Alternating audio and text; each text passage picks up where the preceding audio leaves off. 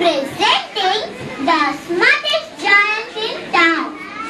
George was a giant, the scruffiest giant in town. He always wore the same old patched up gown.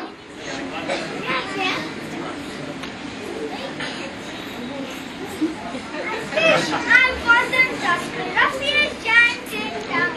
But one day, George noticed a new shop. It was full of smart clothes. So he bought a smart shirt, a smart pair of trousers,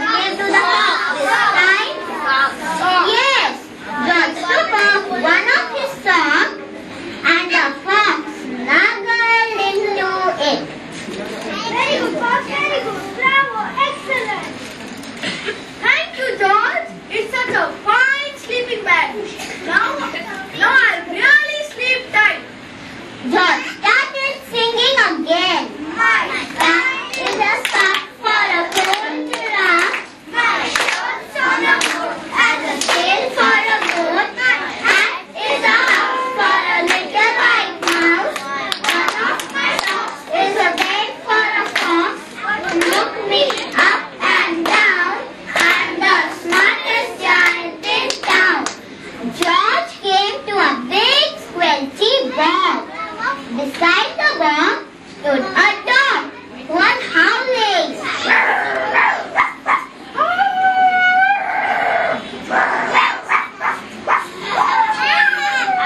What's the matter? It's this calm. I need to get across, but I keep getting stuck in the mud. I wish there was a safe dry path.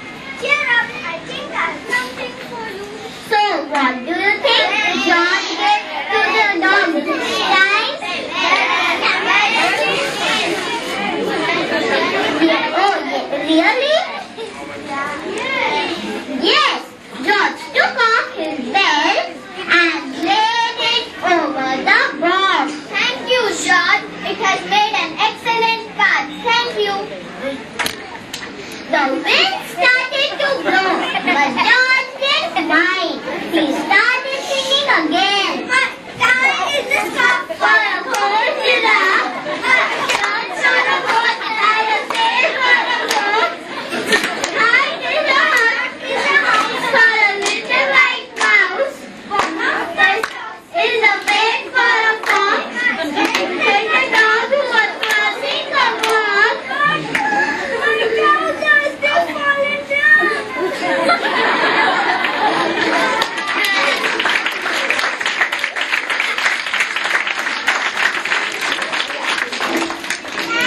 Suddenly, George felt sad and shivery and not at all smart. I have to go back to the shop and buy some more clothes. George walked back to the shop, but when he reached there, it was closed. Oh, what shall I do now? It's closed. George felt as sad as all the animals he had